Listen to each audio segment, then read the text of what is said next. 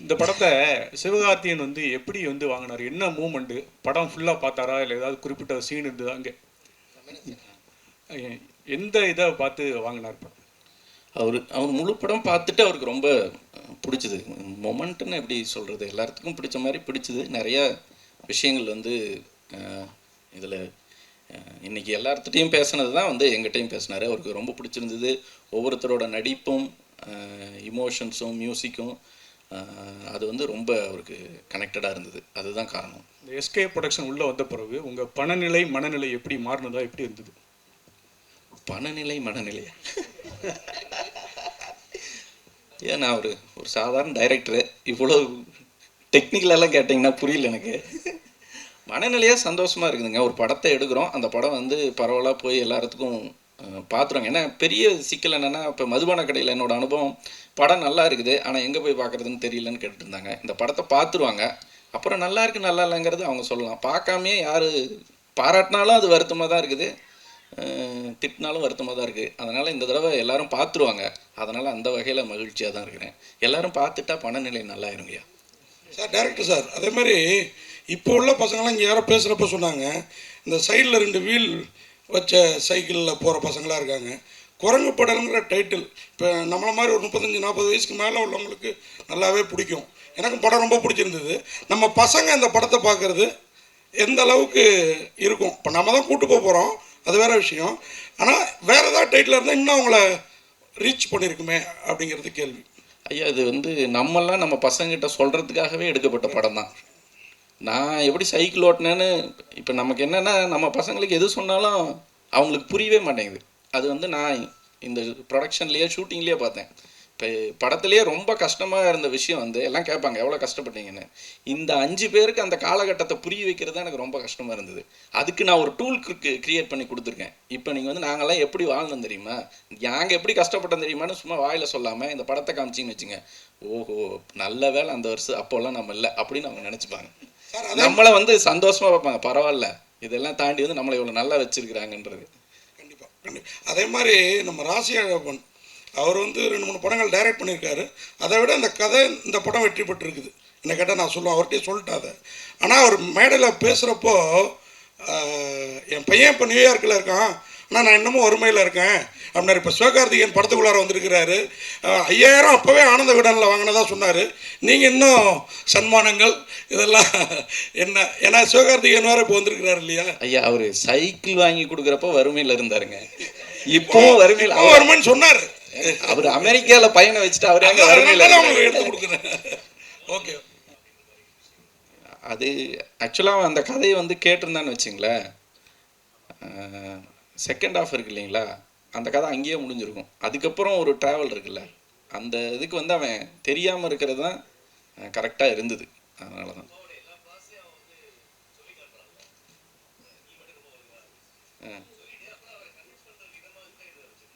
இல்லை, அவனுக்கு ஏன் ஒரு சைக்கிள் ஓட்டல, அவருக்கு அதில் பயம் இருக்கிறது தெரிஞ்சிருச்சுன்னா அப்புறம் அவர்கிட்ட நீ ஒழுங்கானு கேட்கறதுக்கான நியாயமே இல்லாமல் போயிடுது இல்லைங்களா? டைரக்ட் சார், இல்லை நம்ம வந்து நம்ம அப்பாவை பற்றி எல்லாம் எப்போ நம்ம புரிஞ்சுக்கிறோன்னா நம்ம அப்பா ஆகிறப்ப தான். ஸோ வந்து அதனால தான் கிளைமேக்ஸில் வந்து பையன் தூங்கிட்டு இருக்கிறப்ப அவர் சைக்கிள் வாங்கிட்டு இருக்காரு. அவன் கனவுல நினச்சிட்டு இருக்கிறான் சைக்கிளை, பொம்மை சைக்கிள் வச்சுக்கிட்டு, அவர் நிஜத்தில் வாங்கிட்டுறாரு. இதுதான் எல்லா அப்பாவும் பசங்களுக்கு செய்கிறாங்க. அதனால தான் அந்த ட்ராவல் அப்படி வந்துருக்குது ஸ்கிரிப்டில். அப்படி தான் நான் கன்சியூவ் பண்ணிக்கிட்டேன் படத்தை. டைரக்ட் சார், இங்கே சார் படம் வந்து யதார்த்தமாக இன்னைக்கு காலகட்டங்களில் எல்லாருமே பசங்க பார்க்கக்கூடிய படமாக எடுத்துருக்கீங்க. பட் ஆனால் இது மக்கள்கிட்ட எப்படி கொண்டு போய் ரீச் பண்ண போகிறீங்க? ஏன்னா இதே மே 3 அரண்மனை 4 ரிலீஸ் ஆக போகுது. ஸோ அதுக்கும் அதிகமான மக்கள் அதில் வந்து நட்சத்திர பட்டாளங்களாக உள்ளே வரதுனால நீங்கள் எப்படி இதை கொண்டு போய் மக்கள்கிட்ட சேர்க்க போகிறீங்க? எப்படி உள்ளே வருவாங்க? ஏன்னா இன்றைக்கி படம் பார்க்கறதுக்கு ஒரு விஜய், அஜித் அந்த மாதிரி இருந்தால் தான் உள்ளே வருவோம் அப்படின்ற இதுதான் சுச்சுவேஷன் தான் போயிட்டுருக்கு. ஏன்னா ரீரிலீஸ் படங்கள் தான் இன்றைக்கி ஓடிட்டுருக்கு தெரியும். இதை எப்படி நீங்கள் ரீச் பண்ணலாம்? ஐயா, மஞ்சுமோல் பாய்ஸில் யாருங்க நடித்தாங்க? பிரேமலு நமக்கு யார் தெரியும்? காந்தாரா வந்தப்போ நமக்கு யாரை தெரியும்? அரண்மனை 4 வெற்றி பெற வாழ்த்துக்கள்ங்க. பெரிய மரங்கள் இருக்கிற இடத்துல சிறு செடிகளும் சின்ன சின்ன பூச்செடிகளும் இருக்க தான் செய்யும். நான் வந்து அந்த மாதிரி பூச்செடி மாதிரி வந்திருக்கோம். கண்டிப்பாக நீங்கள்லாம் இருக்கிற நம்பிக்கையில் தான் வந்திருக்கிறோம், கரெக்டாக சொல்லணும்னா. இல்லை பிடிக்கிறது கஷ்டமானலாம் இல்லை, எனக்கு ஷூட்டிங் இல்லாத டைமில் மீடியா சந்திச்சிட யாரும் இன்டர்வியூ கொடுத்துட்டு தான் இருக்கேன். இல்லை இல்லை இல்லை, நான் அதனால தான் இல்லை போன வாரம் டிஆருக்கு இன்டர்வியூ கொடுத்தீங்களே நீங்கள். இல்லை இல்லை, அதான் ஐயா கிட்ட சொல்லிட்டு நான் அந்த ப்ரெஸ் மீட்டுக்கு கண்டிப்பாக நான் வர்றேன், ரொம்ப நாள் ஆச்சு எல்லோரும் மீட் பண்ணிட்டு நான் வரேன்னு சொல்லிட்டு தான் வந்தேன். ஹீரோ இப்போ நீங்கள் பார்த்தீங்கல்ல, இதில் என்ன ஹீரோ மாதிரியா தெரியுது என்ன பார்த்தா? ஐயோ அப்படிலாம் இல்லை, இது அந்த கதாபாத்திரம் என்ன சொல்லுதோ, டைரக்டர் என்ன சொல்கிறாரோ அதை பண்ணுறது தான். அந்த அந்த கதாபாத்திரோட அந்த அந்த நீளம் அளவு இருக்கு இல்லையா, அது ஒருவேளை பெருசாக இருக்கலாம், அவ்வளோதான். மற்றபடி எனக்கு அந்த ஸ்டார் அப்படின்ற நம்பிக்கை எனக்கு இல்லை. ரொம்ப நன்றி. Last question Brahma sir. அது கொங்கு தமிழன் இந்த படத்துக்கு, ஏன்னா ராசியழப்பன் கதையில் கொங்கு தமிழன் எனக்கு தெரியல, ஏன் தேர்ந்தெடுத்தீங்க? ரொம்ப நல்லா இருந்தது. ஆனால் அந்த எச்சாங்கிறது அது எக்ஸ்ட்ராங்கிற மீனிங் புரியாது. இப்போ நாங்கள் படித்தா எனக்கு கொஞ்சம் புரியும்னு வச்சுக்கோங்களேன். அந்த மாதிரி வார்த்தைகளுக்கு இன்னும் கொஞ்சம் தெளிவாக இருந்திருந்தா இன்னும் நல்லா ரீச் ஆகுமே. ஆனால் கொங்கு தமிழ் பிரமாதமாக இருக்குது, அந்த நெசவு அதெல்லாம் ரொம்ப நல்லா இருக்குது. ஏன் அந்த இடத்த தேர்ந்தெடுத்தீங்க? கதைக்கெல்லாம் தான் அது நான் பிறந்து வளர்ந்த ஏரியா, எனக்கு கொஞ்சம் ஈஸியாக இருந்தது. அதை நீங்கள் ஏற்கனவே ரசித்து இருந்ததுனால அது ஒர்க் ஆகும்னு சொல்லி தான் எடுத்தேன். இல்லை பொதுவாகவே நான் அது ஒரு ரெஃபரன்ஸ் மட்டும் இல்லை, பாக்யராஜ் சார் படத்தில் வந்ததே ரெஃபரன்ஸ் தான்.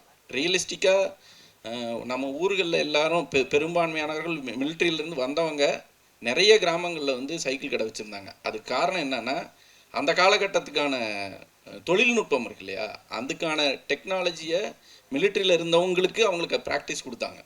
அமெரிக்கன் ஆர்மியிலேருந்து நம்ம இந்தியன் ஆர்மி வரைக்கும் மிலிட்ரியில் இருந்தவங்களுக்கு சைக்கிளை ரிப்பேர் பண்ணுறதுக்கு, சைக்கிளை கனெக்ட் பண்ணுறதுக்கு, லாக் பண்ணுறதுக்கு, அவசரத்துக்கு யூஸ் பண்ணுறதுக்கான ட்ரைனிங்கை வந்து சுதந்திரத்துக்கு முன்னாடி டைம்லேருந்து கொடுத்தாங்க. அதனால் ரிட்டையர் ஆகி வந்த மிலிட்ரிமேன் நிறையா பேர் ஊரில் வந்து சைக்கிள் கடை தான் வச்சுருந்தாங்க. அதோட ரெஃபரன்ஸாக தான் பாக்யராஜ் சார் படத்தில் யூஸ் பண்ணியிருந்தார். இந்த படம் 80s படங்கிறதுனால அதே லெவலில் வந்திருக்கு. நம்ம சினிமாவிலேருந்து பார்த்ததுனால சினிமாவே ரெஃபரன்ஸாக இருக்குது, அவ்வளோதான். ரொம்ப நன்றி, தேங்க்யூ ஸோ மச். அடுத்த ஒரு ஈவெண்ட் இருக்கிறதுனால இந்த கடைசியாக பேசுகிறதுல இருக்கக்கூடிய பிரச்சனை என்னென்னா, எல்லாத்தையும் எல்லாருமே பேசிடுவாங்க, நம்ம பேசுகிறதுக்கு ஒன்றும் இருக்காது. இந்த படம் வந்து ரிலீஸ் ஆகி எல்லாரும் பார்த்து நல்லா இருக்குன்னு சொல்லி, அதுக்கப்புறம் மக்களுக்கு எந்த அளவுக்கு போய் சேரணுமோ அது வந்து ஃபஸ்ட் லுக் வெளியிட்டப்பவே போய் சேர்ந்ததுக்கு காரணம் சிவகார்த்திகேயன் தான். அவருக்கு வந்து ஒரு மிகப்பெரிய நன்றி. ஏன்னா நிறைய ப்ரொடக்ஷன் ஹவுசஸ் வந்து இந்த மாதிரி படங்களை வந்து ப்ரெசென்ட் பண்ணியிருக்காங்க, டைரக்டர்ஸ் பண்ணியிருக்காங்க. ஆனால் ஒரு பெரிய ஸ்டார், டாப்பில் இருக்கிற ஸ்டார், அதுவும் குழந்தைகளுக்கு பிடிக்கக்கூடிய ஒரு ஸ்டார் வந்து ஒரு சின்ன படத்தை ப்ரெசென்ட் பண்ணுறப்ப, அது வந்து அதுவும் அது வெற்றி அடைகிறப்ப, இன்னும் நிறைய பேர் அந்த மாதிரி படங்களை வந்து மற்ற எல்லாருமே ப்ரெசென்ட் பண்ணுறதுக்கும் நிறைய பேர் எடுக்கிறதுக்கும் பெரிய சப்போர்ட்டாக இருக்கும்.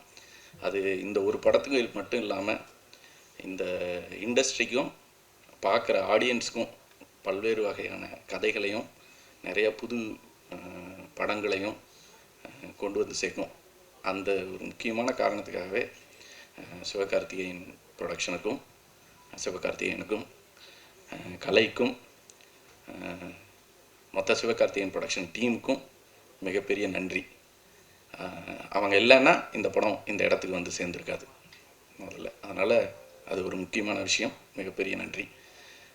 நீங்கள் எல்லாம் படம் பார்த்துட்டீங்க, அதனால் படத்துக்குள்ள விஷயங்கள் வந்து பெருசாக எனக்கு பேசுகிறதுக்கு ஒன்றும் இல்லைன்னு நினைக்கிறேன். ஏன்னா அதுக்கு முன்னாடி நிறையா பேசுவோம், நான் இப்படி எடுத்திருக்கோம் அப்படி எடுத்திருக்கோம் எல்லாமே. நாங்கள் ஒரு படம் எடுத்திருக்கோம், அது உங்களுக்கு பிடிக்கும்னு நினைக்கிறேன். இந்த படம் இங்கே இந்த இடத்துக்கு வந்து சேர்ந்ததுக்கு வந்து இந்த படத்தோட டெக்னீஷியன்ஸ் எல்லோருக்கும் மிகப்பெரிய பங்கு இருக்குது. இது எல்லாமே அவங்களோட என்ன சொந்த படம் மாதிரி, அவங்க எடுக்கிற படம் மாதிரி அதை வந்து நினச்சி செயல்பட்டாங்க எல்லாருமே. அந்த பெரிய சப்போர்ட் அது வந்து நடிக்கிற பசங்களாக இருந்தாலும், அது கலைத்தாய் அறக்கட்டளையாக இருந்தாலும், இப்போ கடைசியாக இப்போ வந்து இங்கே நிற்கிற வரைக்குமே நான் கூட ஒரு இடத்துல வந்து சரி ஓகே அதை விட்டுடலாம் அப்படின்னு சொன்னாலும் அவங்க விடவே மாட்டாங்க. அவங்களோட வேலையில் வந்து இது இந்த படம் இப்படி இருக்கக்கூடாது, நீங்கள் சொன்னது இது இல்லை, இதை நம்ம இப்படி செய்யணும் இப்படி செய்யணும்னு கடைசி வரைக்கும் இழுத்து பிடிச்சிப்பாங்க. ஏன்னா நான் கொஞ்சம் லெத்தார்ஜிக்கான ஆள் பொதுவாகவே.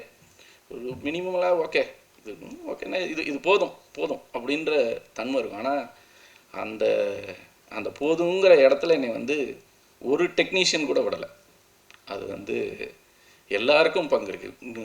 அது வந்து அதனால் வந்து தனிப்பட்ட முறையில் யாரும் ஒருத்தர் இவங்கன்னு சொல்கிற தன்மை இல்லை. அது வந்து எல்லாத்துக்கும் அந்த பங்கு இருக்குது. அது என்னோட தனிப்பட்ட பங்கோ இல்லை, அது ஒரு கமலக்கண்ணன்ற ஒரு ஆளுக்கான விஷயம் இல்லை. இது வந்து குரங்கு பெடல் டீமோட விஷயம். நான் மதுபான கடை படம் பண்ணப்பவும் சொன்னேன், அது வந்து மதுபான கடைங்கிறது ஒரு ஆளோட படம் இல்லை, ஒரு பெரிய டீமோட படம். இதுவும் அந்த மாதிரியான ஒரு பெரிய டீமோட படம். இந்த படத்துக்கு என்ன பாராட்டுகள் இல்லை என்ன அங்கீகாரம் கிடைச்சாலும் அது இங்கே எல்லாத்துக்குமே அதில் பங்கு இருக்குது. ஒரு ஒரு ஒரு சென்சிபிளான படத்தை எடுத்திருக்கோன்னு நாங்கள் நம்புகிறோம். அந்த படத்தை வந்து உங்களுக்கு ப்ரெசென்ட் பண்ணியிருக்கோம். அந்த படத்தை நீங்கள் மக்கள்கிட்ட வந்து கொண்டு போய் நல்லா சேர்ப்பீங்கன்றதை நம்புகிறோம். படத்தை நீங்கள் பார்த்துட்டதுனால நான் படத்தை பற்றி அதுக்கு மேலே எனக்கு பேசுகிறதுக்கு பெரிய இது இல்லை. அதனால் நீங்கள்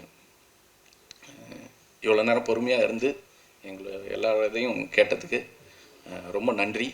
நீங்கள் படத்தை கொண்டு போய் எல்லாத்துக்கும் நல்லபடியாக சேர்க்கணுன்னு கேட்டுக்கிறேன். நன்றி.